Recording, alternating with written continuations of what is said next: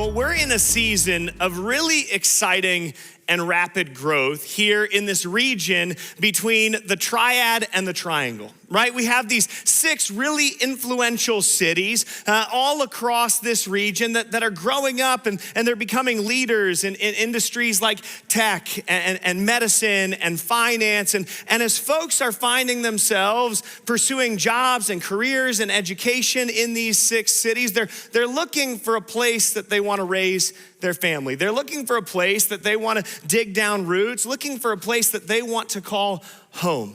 And seemingly more often than not, they have found that home, they found that place right here in Alamance County, right here in Burlington, North Carolina. We can see the growth all around us. As we drive down Highway 70, we're seeing literally entire towns blossom before us in a matter of weeks. There are hundreds of homes that are being built every single month, apartment complexes that are raising up, townhouse communities that are cropping up left and right. In fact, the growth is so exciting that, believe it or not, last week, HGTV listed Burlington, North Carolina as one of its top 30 up and coming small cities to live in. So we're in this season of growth and multiplication that certainly is unique for us, but it's also, I think, unique nationally as well.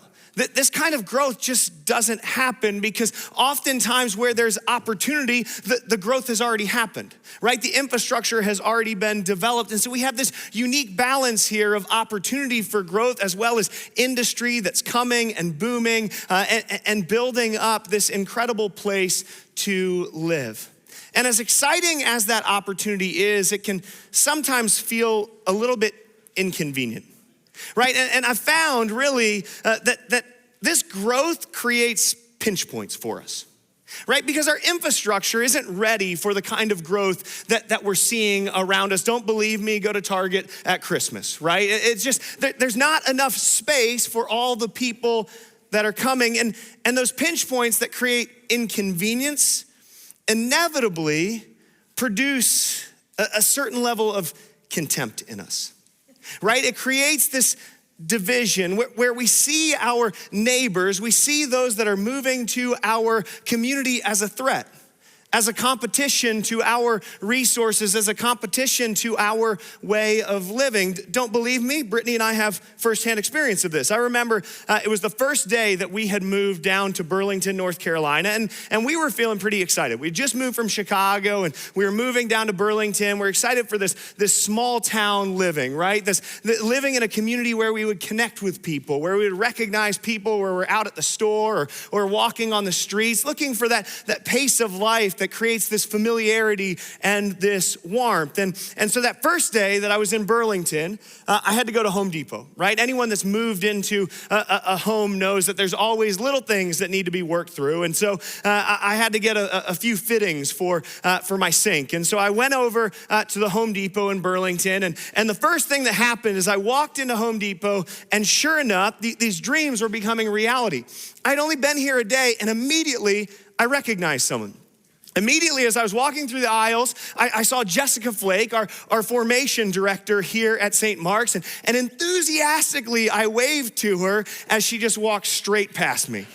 Completely did not recognize me, walked right past me. It was a little shot to my ego. I didn't tell her that until I think the first one of these dinners. And that was the first time 3 years later. But then more so, I got into line at the end. It was a pretty long line. And I'm standing next to an older lady and we're chatting. And again, I'm feeling like, look at this small town camaraderie. We're talking, we're engaging, we're getting to know one another. Like this doesn't happen in Chicago. And then she leans over to me and kind of huffs and she says, if only these darn Northerners would stop moving down here, the lines wouldn't be so long. And I said, yeah, Alamance County is not what it used to be, okay? But there's this reality, right? That there's this inconvenience that was produced by this pinch point, that was produced by this growth, and it creates this contempt between us. And I haven't just been the victim of that, I've also been the perpetuator of that as well. A few weeks ago, Shepherd had a soccer tryout. And so I wanted to make a good first impression. The soccer tryout began at 5:15 p.m. And so I wanted to get him there early, allow him to meet the coach and talk to some of the other players, really get comfortable. And I was pretty proud of myself. I showed up at the field, shin guards on, cleats tied, 15 minutes early, okay? That was impressive for me. We were over at Josie Davidson and we pull in and I see that actually we're the first people there. We look around, the field is empty. And Shepard looks at me and he says, "Dad, where is everybody?" And again, I'm feeling pretty proud of myself. Well, we got here so early, Shepard. We're so prepared. But I thought, just in case, maybe I should check my email. And I flipped through the email and my stomach dropped as I saw that, in fact, we were supposed to be at Springwood Park, okay? And so I had this kind of panic moment. But I looked at the clock. We're here 15 minutes early. I got plenty of time to get to Springwood at 5 o'clock in the afternoon. And so I drive down Rural Retreat Road and I slow down for a moment to consider whether or not we have time to stop in at Culver's really quickly. Just, get a quick custard. And I realized we didn't. So we turn onto University Avenue and again, I'm feeling good. We're gonna make it in time. And we pull around that bend in front of the Lowe's grocery store. And to my horror, the left-hand turn lane is backed up all the way past the grocery store. And I'm sitting there waiting. And in that moment, I didn't feel particularly empathetic or compassionate to my neighbor in that space. I wasn't so grateful for that growth. Instead, I was irritated, I was agitated. My Chicago driver was coming out of me as I kind of creeped forward to encourage others to move along. We sat at that light for 6 times through the arrow. Needless to say, we were not on time, and it could have been 5 times through if the minivan in front of me had been from Chicago and just took the left on the stale yellow light. We could have made it, right? And in that moment, there was this level of contempt, this level of agitation and irritation towards this growth that was happening around. It was impacting me. It was affecting me. It was inconveniencing me. Just last week, I was really feeling passionate about this mission and this vision to care for our neighbors. And so I drove to one of those new communities, one of the new communities that's cropping up everywhere. And I thought to myself, I'm gonna drive through this community. I'm gonna pray for the folks that are gonna move in here. And I'm driving the streets slowly and suddenly my tire pressure light flips on because I drove over a nail in the new community and I'd popped my tire. Right? In that moment, that growth was creating inconvenience that was producing contempt in me. And I think if we're honest, each of us probably has a story like that.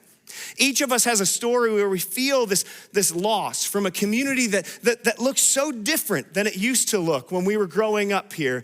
A community that's growing so rapidly that it's creating pinch points. It's creating inconvenience. We're late to soccer practice. Where our grocery stores don't have all the food on the shelves that we need. We have nail holes in our tire. But I want to challenge us to begin to see that inconvenience with a kingdom lens. You see, the world responds to that growth. The world responds to those pinch points. The world responds to that inconvenience with contempt. But Jesus responds to the crowds with compassion. As we've been praying and thinking about this initiative as a church and as a leadership team for the last 2 years here, this one passage has continued to come to mind. It's in Matthew chapter 9. Jesus is concluding his time of ministry in Galilee. Galilee is this remote region 80 miles north of Jerusalem in Israel. It's where Jesus grew up, and it's where the first 3 years of Jesus' ministry took place. It's where many of the stories that we're familiar with, where Jesus feeds the thousands, where Jesus heals the lepers, where Jesus shares meals with the tax collectors, it's happening in this region of Galilee. It's in Galilee that we get the Sermon on the Mount that we studied this past fall that talks about a kingdom of God that looks different from the kingdoms of this world. And so right here in this moment, Jesus is beginning to prepare for his journey to go to Jerusalem. He knows that he's being led to the cross. He knows that this is going to be the last time that he sees those that are gathered in this Galilean region. And he turns to them and he sees the crowds differently. Matthew 9:35 says, Jesus went through all the towns and villages, teaching in their synagogues, proclaiming the good news of the kingdom and healing every disease and sickness. When he saw the crowds, he had compassion on them because they were harassed and helpless, like sheep without a shepherd. Then he said to his disciples, the harvest is plentiful, but the workers are few. Ask the Lord of the harvest, therefore, to send out workers into his harvest field.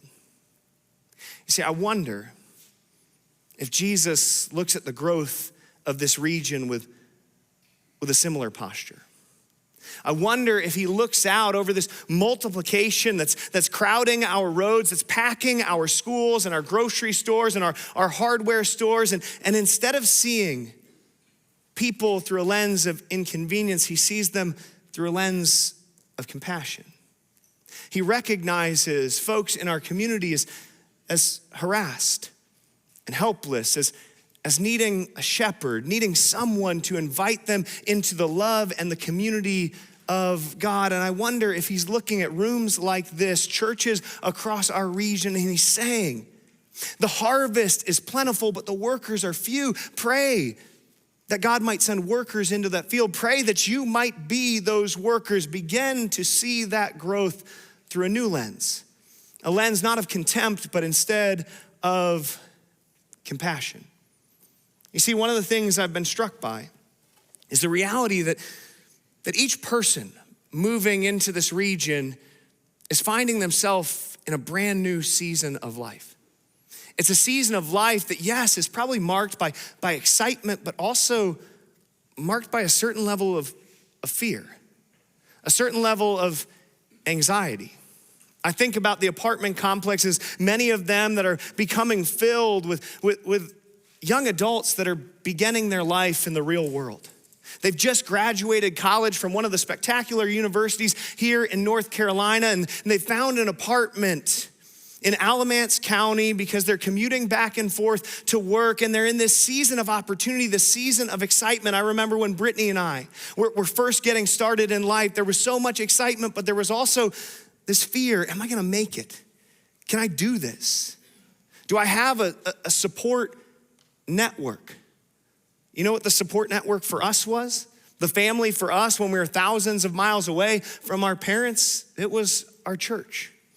And we have a chance to see young adults through that lens, through the lens that recognizes they're in this exciting season, but also in this anxiety-producing season, in need of a family, and we can be that family. We have folks that are moving because their jobs have relocated them. They've planted large manufacturing factories right here in our region, and they've relocated their employees to this brand new community.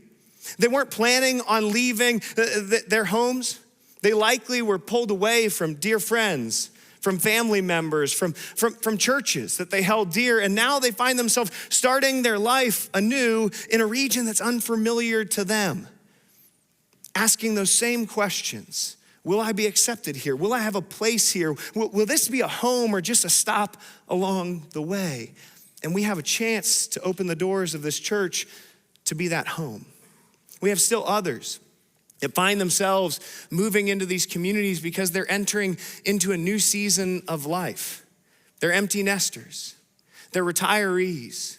They're downsizing to have a home that's a little bit more manageable for them. And yes, it's encouraging. And yes, it's exciting. And yes, it may feel like the right thing to do, but also there's loss associated with that. Leaving a season of life, a home that was marked with the memories of the smiles of their children and the noise of having that full home, that community that was abundant with them. And we have a chance to fill those lives with that same kind of joy, that same kind of laughter. And so when we begin to talk about what it means to take a step, to sacrifice for our neighbors, we do so with this lens of compassion in mind. When we talk about alleviating pinch points in our facility here, it's not something that we do for ourselves. Instead, it's something that we do to produce this joy, to open doors, to welcome others in, to create a home, a family for them. And I'm so excited to be about a part of a church that has been about this for 170 years.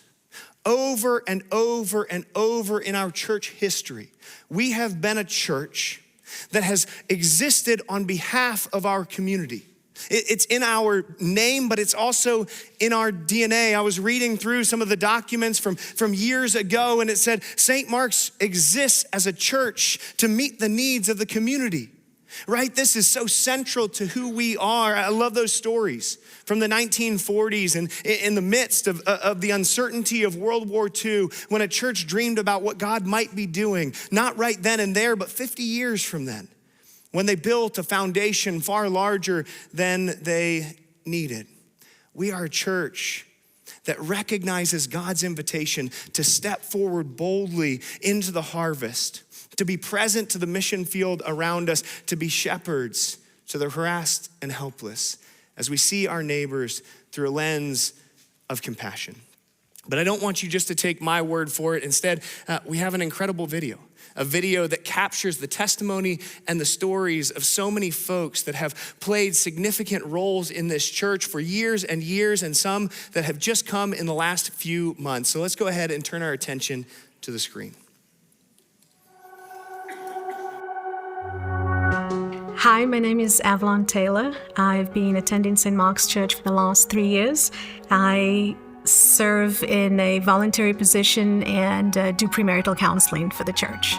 In one of my meetings with Pastor Pete, when I talked about wanting to be of service, I mentioned to Pastor Pete that I didn't have an office, so he said, "Oh, it's fine, you can just meet here at the church." But then I said, yes, I'll be working with probably people in the community that are not from St. Mark's, so I'll be on the lookout for a place to meet. And Pastor Pete said, "You can just meet here at the church, even if they don't belong to St. Mark's." That really stuck with me because it showed me that he was interested in people, that he was interested in the community, that's what the church is here for. It's to make Christ famous. It's about going to people and bringing them in. It's about living authentically in front of them so that they can see who God is.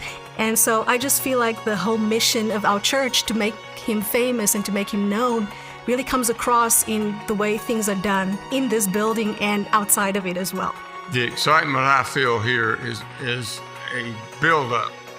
60 years ago when I started attending this church, there would be 40, 50 people here. They had just finished an education building and a fellowship hall for the congregation. We started growing and we knocked the walls off the original sanctuary and added the wings. This has been a continual growth. The history of St. Mark's cannot be separated from its present and its future.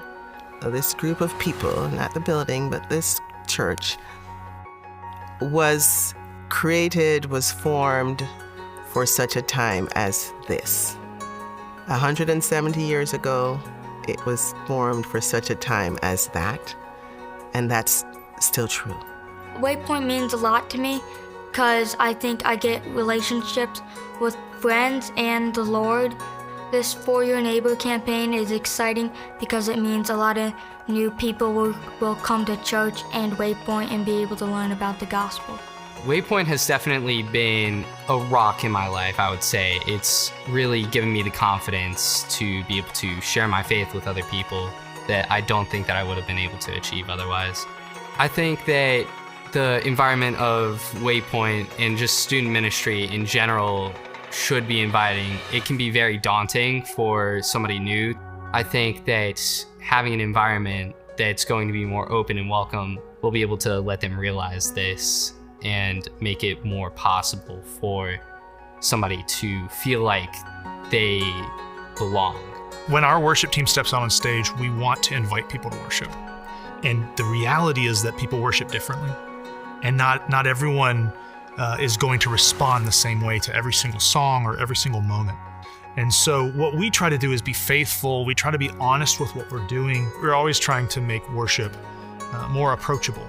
One of the ways of getting people up a little higher and a little closer to us, a little bit less distance between us in height, it feels like it's going to be more intimate. It feels like it's going to be more communal. And I think that naturally is going to solicit an easier time, a more simple way to just kind of relax and seek the presence of God. We've had a few services where we actually performed down on the floor, and those were really special. And to know that like bringing people closer to the stage is going to kind of imitate that a little bit more. I'm just really excited for that, because there are those Sundays where you really hear everybody singing along. It's like, oh yeah, we're not just doing this up here by ourselves. This really is everybody. I am involved with the parking team and have been for almost the whole time I've been here. So, I mean, the first time people, that drive on here, or maybe some that's still fairly new, now it is a little confusing, but if we can open it up, if we can make it attractive outside, why wouldn't we do it? It's the area's exploding, there's people all over the place. It is the perfect time. I'm Lisa Edwards. I'm the executive director and the founder of the Alamance Dream Center. The Dream Center we're a community center and a place of belonging for kids, students, and families. We really want people to have a dream bigger than they might see around them, and also to be a springboard for people's dreams. So just getting to know the community and hearing what people's passions are is kind of how we got our start. I grew up in that community, right? I grew up in that side of town, and you hear about how it's wasted potential. Could have been this, could have been that. Growing up, you always hear the phrase that, there's talent, there's just no support. Well, we want to support that talent. Just seeing all the kids that would come through and just how much they love soccer, and with soccer, I want them to dream and work their dream. Through soccer, we can teach them life values. It's a real joy when you find a community partner that has such a passion about seeing our community have every opportunity, and just to feel really important and loved is such an incredible thing. Everywhere I go, I hear people talk about St. Mark's, and it's a lot of help. Like when you have people that love the community as much as you do, those are the best partnerships to have, right? Because it's genuine love, and you can't fail with that. It's in the DNA of St. Mark's from the beginning to step out where the Lord is leading us to bring people to a saving relationship with Jesus. That's what I feel like it's about, is just us being able to lock arms with our neighbors and just be able to experience God all together. I think this is one of the biggest kingdom building projects ever in the city of Burlington and in Alamance County. Because we're actually going out and taking the gospel of Jesus Christ. Our community is growing so much right now. You can experience it just driving around town, trying to go to the grocery store. There are apartment buildings going up everywhere. And with that growth, I feel like our church also needs to grow with it so that we can provide more services to our community and have more people come to know the Lord. Really, that's the goal. Every component of this, to me, is consistent with that vision of reaching the lost, reaching the hopeless, or those who think they have no hope. It's more than just an opportunity. It's almost an obligation. One of the things that to me stood out about Jesus' ministry was the fact that he always left people better off than he found them. I feel like part of the heart of St. Mark's is really asking the question, what does love require of me? To reach out to people in the neighborhood and in the community. And so that is how we operate, to make Jesus known and to make him famous.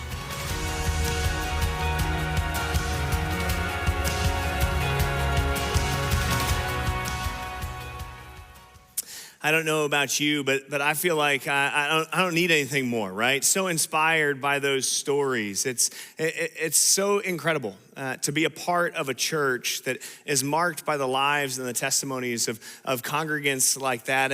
And we all know that that's just scratching the surface of the incredible impact of this community and this congregation as we lean into God's call in our life to go out and be present to the mission field that is all around us. This For Your Neighbor vision is so much bigger than just a generosity initiative. It's so much bigger than just one build project. Instead, it's a dream that we have to continue our legacy as a church, to extend beyond these walls, to care for the harvest that is growing up all around us. But tonight, I want to talk about 4 ways that we're going to be addressing some of those challenges as a church through our building campaign. 4 very specific ways that we seek to utilize to open doors, to alleviate pinch points, and to welcome our community in, to make a connection in a very real way to the love of Jesus. This is a church that has been unapologetically about the next generation throughout the entire course of its history. One of the things that drew Brittany and I to St. Mark's Community Church was their passion for children, for middle schoolers, for high schoolers, for college students. It was a church that leaned into those convictions in really powerful ways. I remember my first few months here, I got invited to go to our winter youth retreat. And Nick Jordan invited me to come, and he said, "You just got to see it." And I walked into that space, and I wasn't prepared for what met my eyes, right? There were 700 kids across 15 churches that were gathering all in our worship center, that were lifting their hands up, that were praising Jesus, that were committing their lives to him. It was something like I had never experienced before. I immediately texted some of my friends that were in youth ministry across the country, and I said, "You won't believe what I'm seeing right now. Churches linking arms because we're so passionate about that next generation." And one of the things that I think has been so powerful for us as a community to recognize is that this is an opportunity for us, this generation of our church, to continue that legacy, to continue to lean in by cultivating a space that communicates belonging to our middle school and high school students. This past fall, we rebranded our student ministries. They previously were Switch and Uprising, and the team really prayerfully, alongside of other students, landed on a new name. The name was Waypoint. And they recognized Waypoint as impactful because it communicated to the students that were growing up in a season of life that many of us possibly couldn't imagine as adolescents, a global pandemic, complete isolation and separation from friends and community in the midst of these really foundational years of their relational development. But Waypoint communicated that no matter what the storms of life brought, this was a place that could be an anchor. This was a place that could bring them back into the love of God. And they created a tagline with that. You probably have seen that tagline that's boldly printed on the back of our worship center over our student section. It says, "You belong here." Why? Because students that developed in the midst of the pandemic have this deep sense of disconnect, a fear that they're not loved, that they're not known, that they're not seen, that they don't have a belonging. And Sean and our team felt that with our students. National studies have demonstrated that with students across this country. And so we wanted to be a church that communicated clearly to the next generation that you belong here. And one of the reasons I'm most excited about this project is that we get to demonstrate that conviction physically with our space. And so we seek to, in this project, address our student center first, to cultivate a unique space for our teenagers to feel like they belong, to recognize that this church values me deeply, and they don't just say that, they're sacrificing on my behalf. The first component of this student center overhaul is a new addition to the building. Just on the outside of these walls here, we'll put up this large student kind of lounge and welcoming area. It's not just a facade to the brick portico out there. It's more than twice the size of that brick there. We'll remove that and create this really unique space that does 2 things for us. First, it functions as a billboard to our entire community. It functions as a billboard to our entire community. Anyone that drives past this church says, that's a place that students belong, right? That signage immediately invites them into connection. It becomes the front door of our church is our next generation. But the second thing it does is it creates a unique space for students to call their own. Inside that space, we have these bright windows. We have these huge garage doors that connect the space to the patio there so that students can use that as an indoor and outdoor space. Every kid that walks in isn't caught in the bottleneck of these back doors, but instead are met with this welcoming and warm and bright environment. We have dreams as well of utilizing this space in a way that allows it to be open after hours for students to come and do homework, for students to come and connect with one another. You can see their video game cabinets on the backside there. Students to come and hang out, to have a place that they can come and they can feel safe, that they can connect with their church and they can connect with the community around them and be reminded over and over and over again that they belong. But then we enter into this space and we reorient our student center in a way that helps facilitate an intimacy. Right now, we're kind of in this narrow and this long space, right? And that creates a disconnect. It creates a disconnect between what's happening here in worship to what's happening in the back of the room. It allows for students to kind of slip into the shadows there, but this reorientation draws students closer.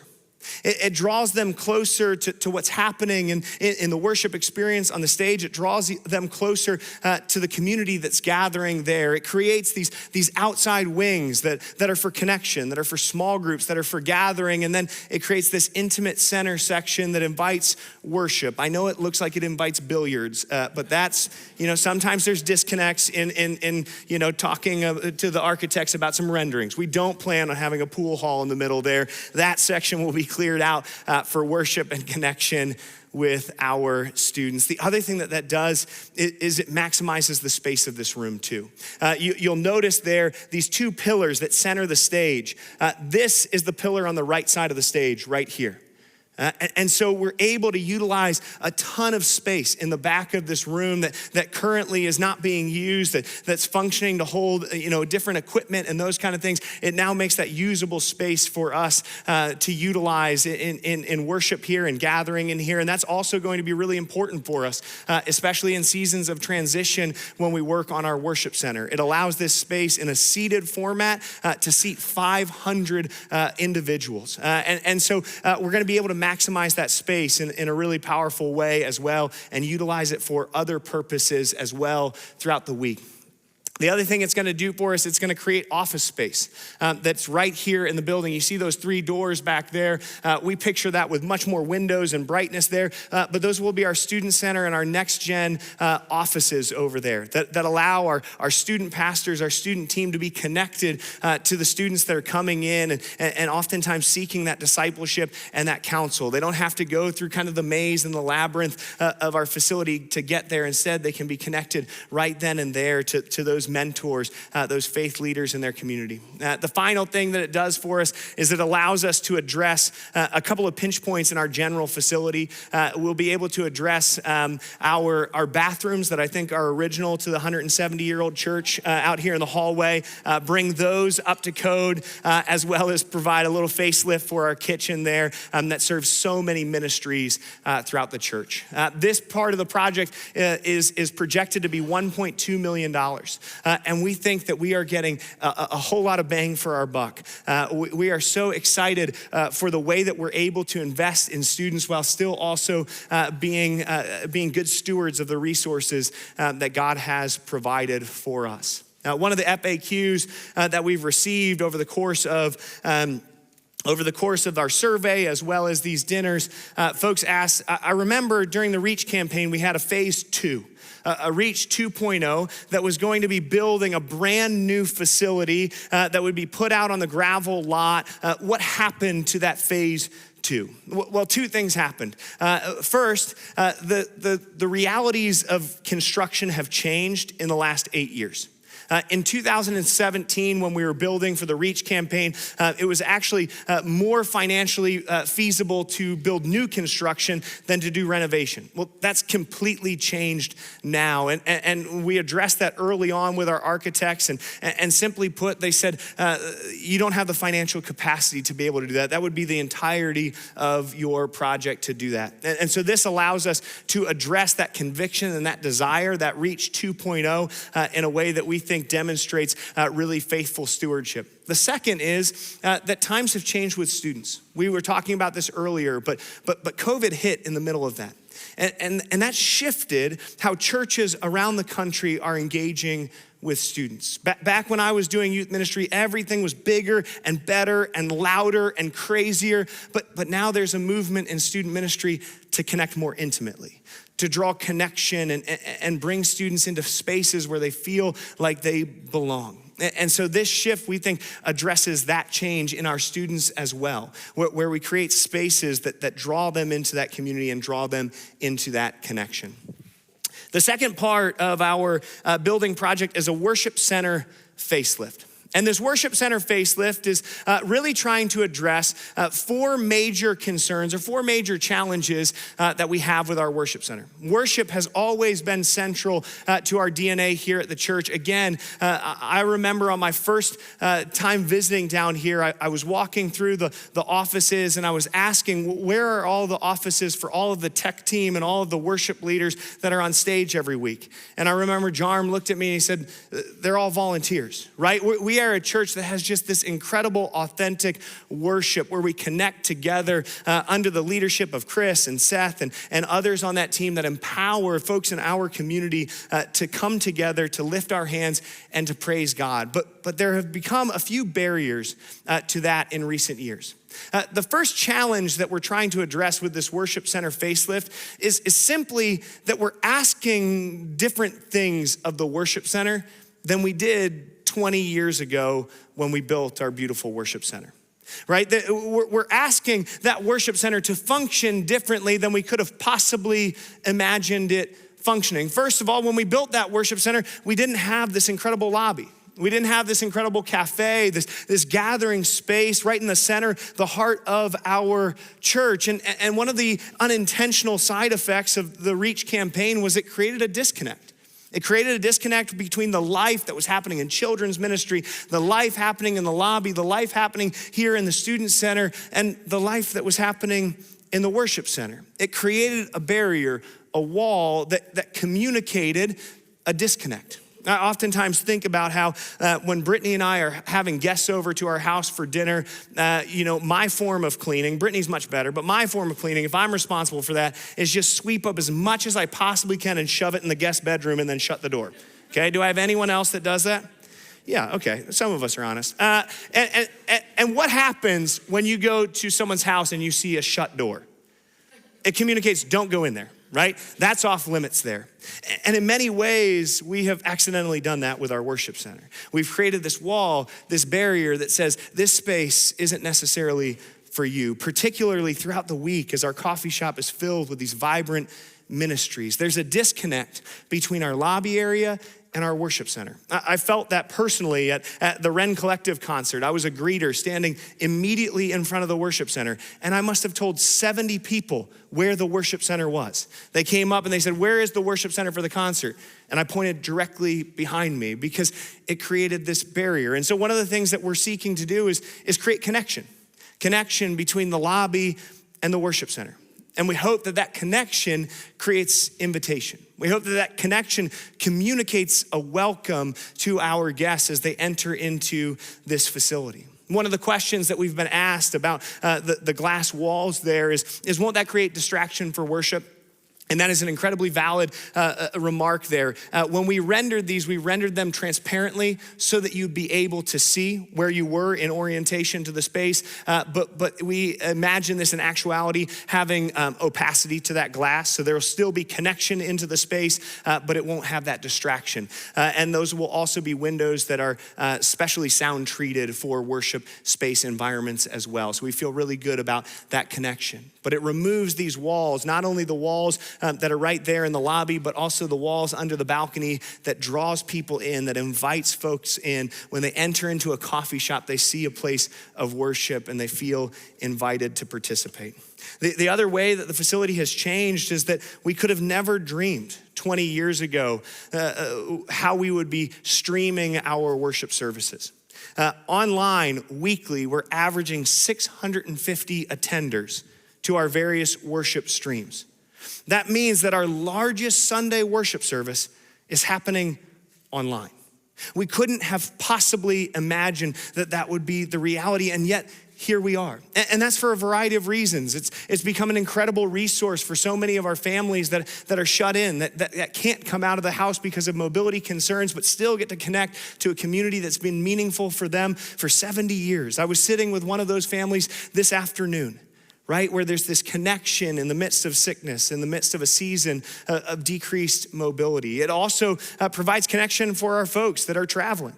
Where though they're traveling, they still get to be connected into the life of worship and church of their community. And finally, and importantly, it creates connection for those that are looking for a church. Statistics show now that folks are attending online 2 to 3 times before they ever step foot into a building. They're testing out a variety of churches over the course of the week through their online streams. And so those streams get to be our point of connection. And so one of the things that we hope to do is to move our production studio right there into the worship space. You'll see kind of that large room, those glass windows in the balcony. That's the production suite that's currently disconnected from the worship space. By connecting those volunteers to that space, it connects them intimately to what's happening in worship, and we believe that it will connect our folks that are streaming into this community more fluidly.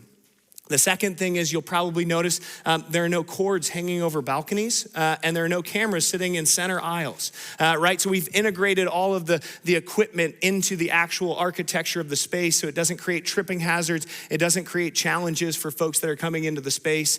And then the final thing that I'm most excited about being a father of young kids is it brings our balcony railing to a reasonable height, okay? So how many times have you been up in that balcony? I grab my kids by the scruff, right? My kids know that there's only one place in this church that they're not allowed to go, and it's the balcony of the church. So we bring those railings up, but also create this transparency with a plexiglass that allows you to maintain those sight lines. The second piece is that we're addressing normal wear and tear in the space. Anytime a space is 20 years old, it begins to show its age. And one of the places that we're seeing that most significantly is with the HVAC systems in the worship center. How many of you have ever been in there and thought it's too hot or it's too cold?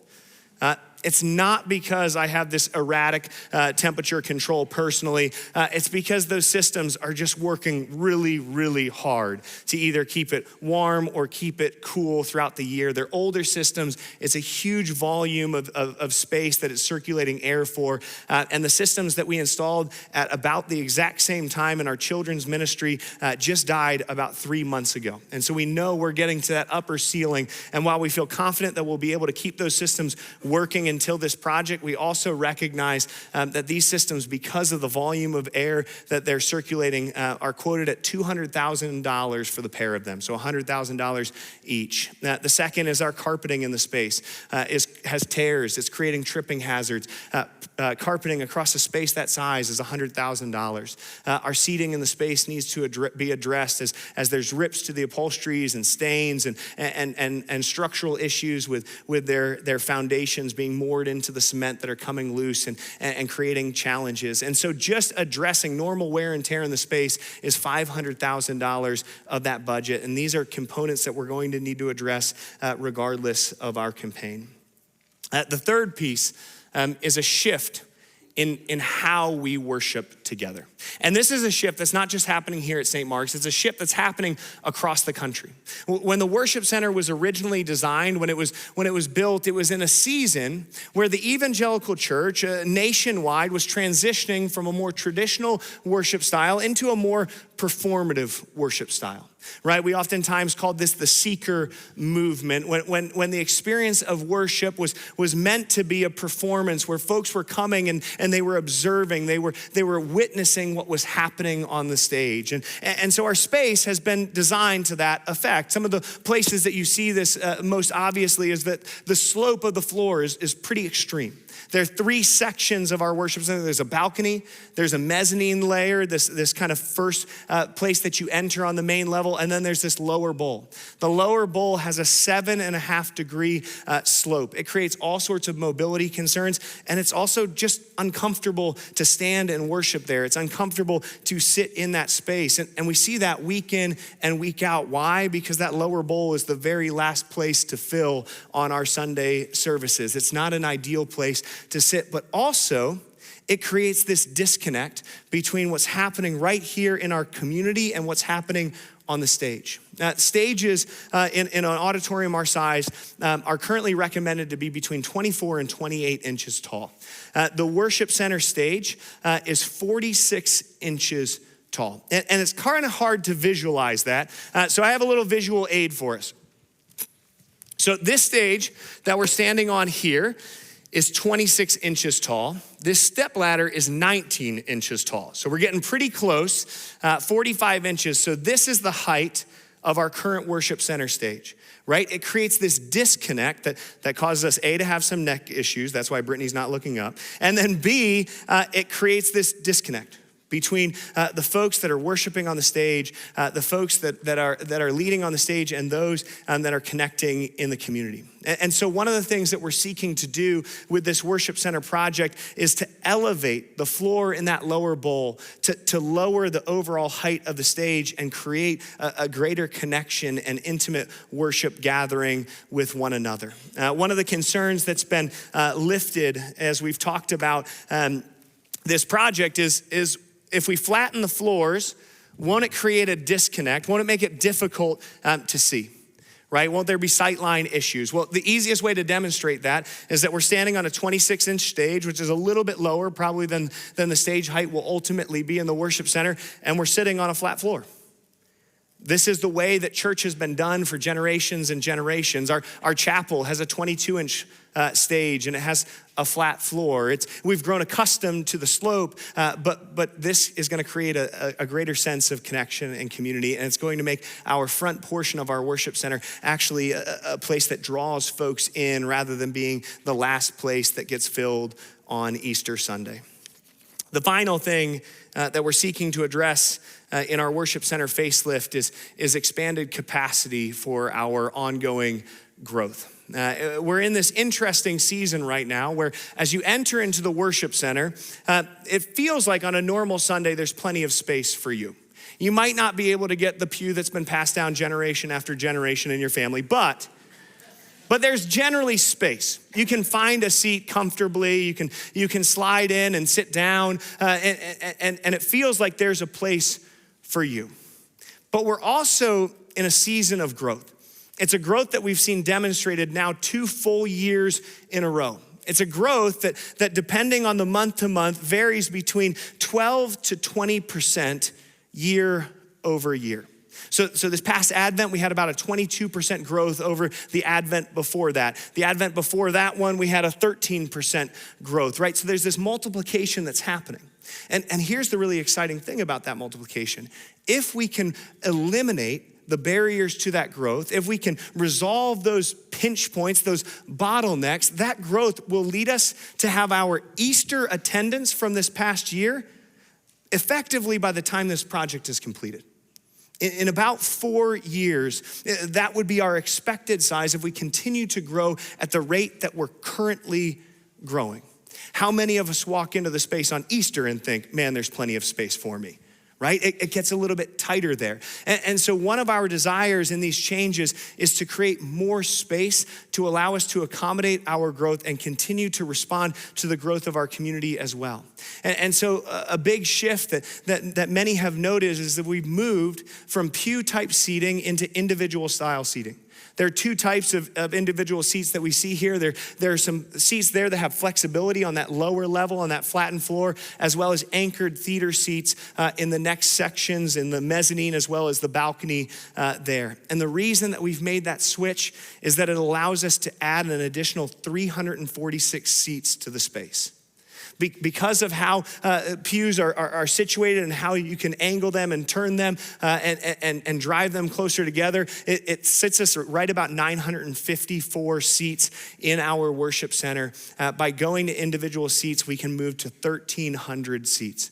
I get it. I grew up sitting on pews. There's this sacred experience of being in those church buildings and sitting on that pew style seating. But we think that this is one of those sacrifices that we can make on behalf of our neighbor to open up space for them and to communicate that they are welcome here. This portion of our project, the worship center overhaul or facelift, is $1.3 million in new construction, as well as that $500,000 of that deferred maintenance, for a total cost of $1.8 million. Again, we feel that we're getting a lot of bang for our buck in that space, and we're really excited for what that can do for us as a church. All right, now we're getting to the place, Nick queued it up, the moment we've all been waiting for. We get to talk about parking now. That's everyone's the greatest excitement, is talking about that parking. Just in case the app doesn't work for our team. I'm not saying it won't, Nick, but just in case it doesn't work, we want to expand our parking and create more space for our neighbors. I think about the various places that I go that have parking constraints, and I think about the stress that I experience anticipating those constraints. Now, for example, Brittany and I went for the first time to a concert at the DPAC. All I could think about that day was, where am I gonna park? Like, where am I going to find a place to park? I won't even be able to get to the concert. I'm just gonna be stressed and driving around and trying places to park. And then I learned that Durham is a lot easier to park in than Chicago, and it ended up being okay. But, or on Saturday mornings, I take Shepherd to soccer tournaments over at Bryan Park. And for some reason, they designed 45 fields and about 11 parking spots for that facility. And so as I'm driving over there, I feel this stress, not about how Shepherd will play, not about where the shin guards are, whether they're under the couch or they truly are in his soccer bag. Instead, I think about, what am I gonna do with my kid as I'm trying to find parking? Right? And more often than not, I just shove my 7-year-old out the door and tell him to look for his team as I wander the neighborhoods trying to find a place to park. Right? If I didn't have to do those things, I wouldn't do those things. And I worry that that can be the experience that our visitors have when they come into our parking lots. In fact, we've seen a number of times, our parking team have reported back that visitors have come in on days that were particularly full. They've driven a few laps around the parking lot and they've left. They don't feel like there's a place for them. And this is really important because there's so many studies now that demonstrate that the most important period of time for evaluating whether or not a guest will come back and worship again, the most important period of time in the entire Sunday morning for a visitor to make a decision to come back to that church next week is the first 7 minutes upon pulling into the parking lot. That means their experience in the parking lot, their experience at the front doors, their experience finding the worship center is far more impactful about whether or not they will call this place home, whether or not they feel welcomed, than the worship is, than the preaching is, than the discipleship ministry is. And so one of the things that we seek to do is to take a resource that our church purchased years ago, these 2 wooded lots right out here on the side of our building, just adjacent to our preschool wing, to take those 2 wooded lots and take that resource and turn it into an asset for us. And so by paving that lot, it opens up 230 spaces on the primary side of our church facility. The other reason that's important is because St. Mark's Church Road isn't what it used to be. Right? It's not a slow, sleepy road anymore. It's a busy road. We've seen 3 accidents on that road during our events in the past 2 years. And thankfully, they've never involved a pedestrian, but we recognize that that's a busy space that's hard to bring a family across. It's hard when there are mobility concerns. And so it moves the primary parking over to this side of the building that's going to connect folks and communicate to them that they are welcome here. The challenge with the parking, most of our survey demonstrated people were supportive and excited about that, but the challenge is it's a costly endeavor.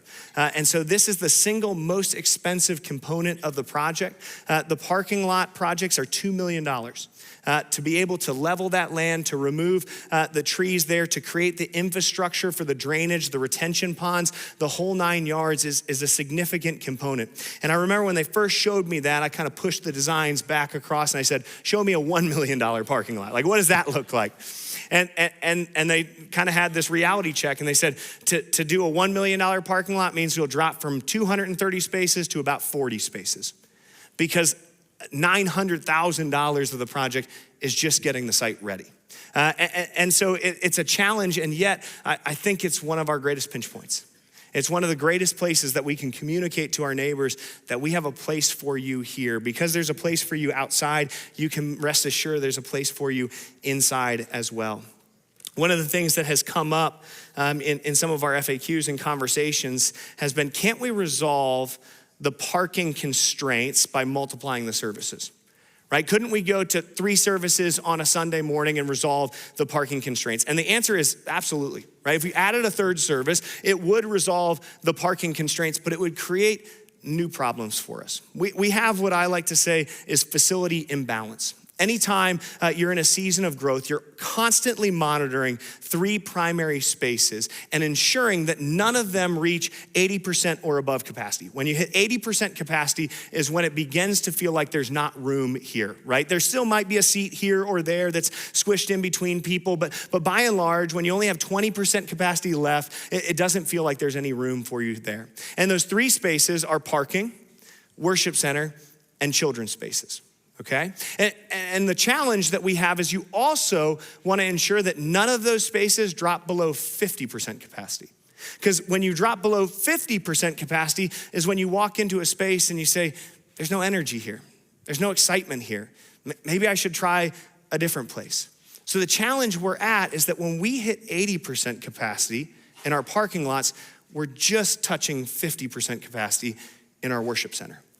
Right? So by multiplying the parking, you resolve that issue, but you create this whole new problem, this problem where it feels like that there's no energy in this place. And by the time you hit that energy point, you have the same problem with your parking again. And so one of the reasons I'm so excited about addressing these parking lots is it gives us the capacity to multiply services down the road in order to address growth efficiently. So by creating balance in our facility with our next gen, our student, our children's space, with our worship center, with our parking, we get ourselves in a position where we can multiply our services in response to the growth that we see around us.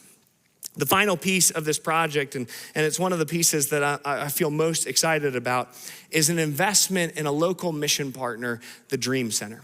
The Dream Center is an incredible community center in East Burlington that are meeting the needs of hundreds upon hundreds of families. Many of us were introduced to the Dream Center for the first time this Advent when we packed stockings. Remember when we packed stockings in the atrium there? And then we took them to an event called the Posada. The Posada was this traditional Hispanic event where we met the needs and told the narrative of the Christmas story, and we handed out stockings to all of these kids and families there that were driving through. That was at our Dream Center. But the Dream Center does all sorts of things. And in 2015, when they launched, they did a survey of the community and they said, what's the number one way we can meet the needs of this community and the children in this community? And the survey came back saying that they wanted to have a soccer camp. And so in 2015, they launched their first 1 week long soccer camp. They had 30 kids come out, and the kids were so excited about it, they decided to do more soccer camps. And they began to have this momentum, and so they put this little indoor soccer field into their Dream Center. It's kind of a warehouse type facility, and the soccer field is smaller than this room that we're standing in here. And now, that little soccer field is accommodating 300 kids every single week, year round, in soccer ministries and soccer programs, connecting kids to faith leaders, connecting kids to opportunities for growth and development. But one of the most exciting stories is that Armando, who you heard from in that video, he had this heart to create opportunity for the talent he saw, right? One of the things that he said that's so powerful is there's so much talent, but there's just not opportunity for that talent to blossom and grow. And so he decided in 2021 to launch his first competitive soccer team. It was a group of middle school boys, and they were going to be playing club soccer. Anyone that does travel sports knows that is a remarkably challenging financial commitment for so many families. And so they wanted to make that accessible for that community. And he got a group of 15 boys, 11 of who had never played organized soccer before. And they formed Dream Center FC, Dream Center Football Club. And they started competing with these teams like Fusion and Burlington Soccer and MISO over in Mebane, and they had all sorts of success. And so about a year later, they got invited to play in the national championship in Florida, and they won the national championship for their age bracket. it was this incredible opportunity for this group of kids that never would have had access to an opportunity like that. But we get it, trophies and medals, those are exciting, right? And those are good to collect dust on the top of dressers and bookshelves in our homes. Shepherd's got a pile of participation awards on our bookshelf at home. But ultimately what's exciting is that gave them access to the future. Because now 6 of those kids are playing in MLS Next Academy teams. These are the developmental soccer leagues that are funneling into the professional soccer league here in the United States. Those 6 kids are being seen weekly by college scouts.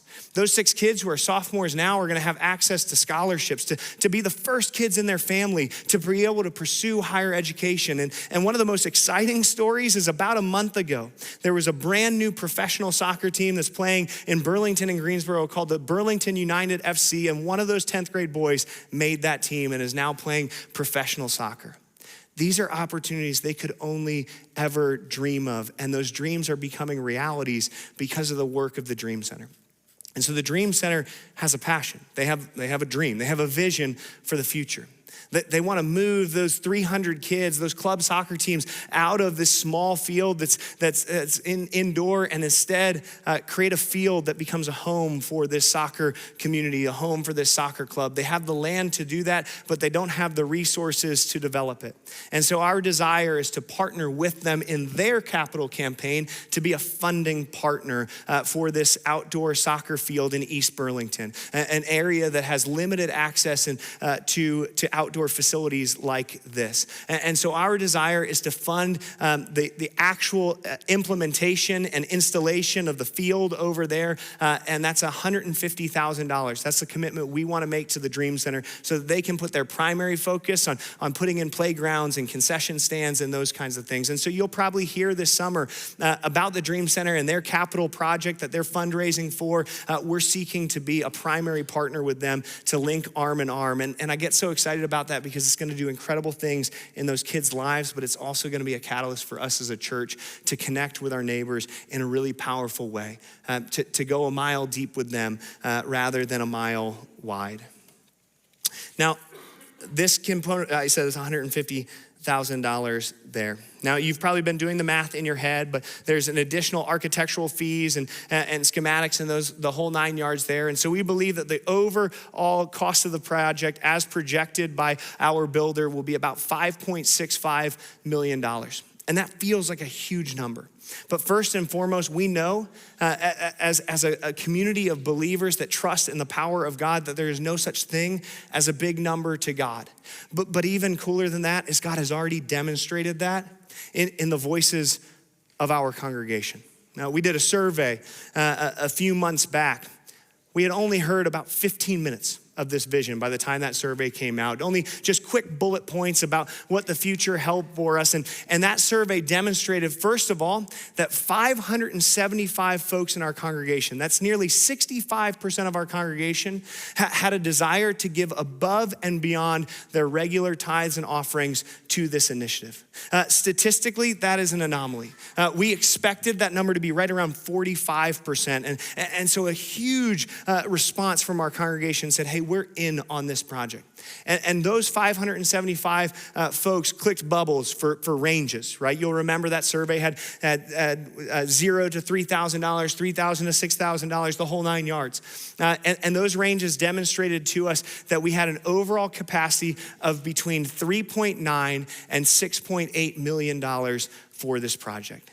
It was an incredible affirmation of what God is doing through the lives of this community. And so we're stepping forward boldly, knowing that God is already stirring in the hearts of our people. And we're inviting folks to lean in, to see how God might be stirring for you to take that sacrificial next step on behalf of your neighbor. Well, hey, I want to talk a little bit about what the next steps are. We've been talking pretty openly about how this is a campaign that we've intentionally run backwards. And so the reality is that in a traditional campaign, 2 weeks ago, we would have had our Commitment Sunday, right? In the traditional build of a campaign, we would have already been taking those steps to commit that ongoing generosity that would shape this project. But we wanted to show our cards early because we really value the input of our community. And we really wanted to be genuine in connecting with our congregation. It's why some of the renderings are still in a space where there are certain components that aren't visibly represented well, right? There are pieces of those puzzles that are changing, that are evolving, that are being adjusted. And so the first and foremost is to say thank you for being here. That was one of the big next steps. Is we've been so blessed that over the course of these 12 dinners, we've had 750 people plus have come out. They've heard this vision, and that allows each and every one of you to be advocates for your neighbors. Each and every one of you to be able to talk about what you heard tonight, to be able to share some of the things that you heard, because we anticipate coming into this fall with an inspirational phase of this campaign. This will be the phase that goes truly public, in which we begin to commit to taking those next steps together in generosity. And so one of the first things that we want to ask each and every person to do is over the course of the summer to be praying. First and foremost, to be praying for your neighbor. The second way that we're asking you to pray is to pray for your own heart. To pray that God would stir in you to have a heart of compassion and a heart of surrender for his kingdom and for our neighbors. And I think that's one of those spaces where so often in these campaigns we skip that step. We don't have the space to be prayerful. We don't have the space to be praying that God would be working something new in me. And so instead we respond with this push and pull between my spirit and God's spirit in that. The second step that we're asking folks to do is to prepare. One of the real benefits of doing this campaign backwards is it gives us an opportunity to prepare ourselves financially to respond sacrificially to others. That looks like a number of things for folks. Some folks that's saying, hey, I got to start cutting out my Starbucks on every morning, right? Because that's going to give me the ability to take a step of faith here. For some, it's looking at, hey, what are the rhythms of my life, the vacations I take, the things that I purchase, what are the things that I might be able to delay for a period that are going to give me the capacity to be generous for the sake of my neighbor. For Brittany and I, one of the things that we've been working on is over the course of this summer, we've been paying really aggressively on our car loans so that we can go into the fall without that debt and we can utilize those resources on behalf of our neighbors. Others have been looking at the sale of homes and items that they might be able to use some of the equity from their homes that they were downsizing anyways, and now they can utilize that for the neighborhoods that they're moving into. And so whatever it may be prayerfully preparing your heart and so that when you get to that point in the fall, you feel ready. You feel ready to take that step. It doesn't have to be a step that you take begrudgingly, but instead it's one that you take with excitement and enthusiasm. And then the final step is to participate. So pray, prepare, and participate. September 7th is going to be the launch of the inspiration phase of this campaign. We're going to be talking about it in our Sunday services each week. We'll be walking through a discipleship plan together, and that's going to all culminate then on October 12th. We're going to have a commitment Sunday. And in that commitment Sunday, we're going to ask our community to give a first fruits gift, as well as a gift that would be a commitment over the course of the next 36 months. So there would be a gift that would be made first and foremost. We typically see those gifts between 10 and 20% of the overall commitment. And then there would be a commitment to a monthly rhythm over the course of those next 36 months. And so mark that on your calendars. That's going to be an exciting day for us as a church, but also prioritize the fall. We know that fall can be crazy. There's soccer games, there's traveling up to the mountains, the colors change, the whole 9 yards. But we think that this is going to be 7 weeks at our church that you're not going to want to miss.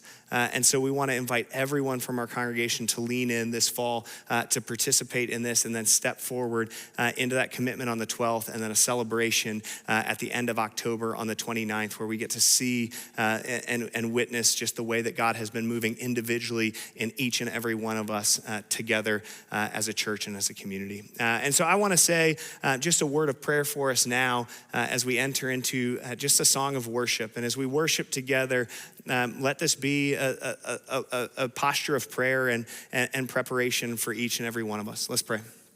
Heavenly Father, Lord, we thank you so much for the opportunity that we have to gather with one another. Lord, the opportunity that we have to anticipate what you're doing in this community.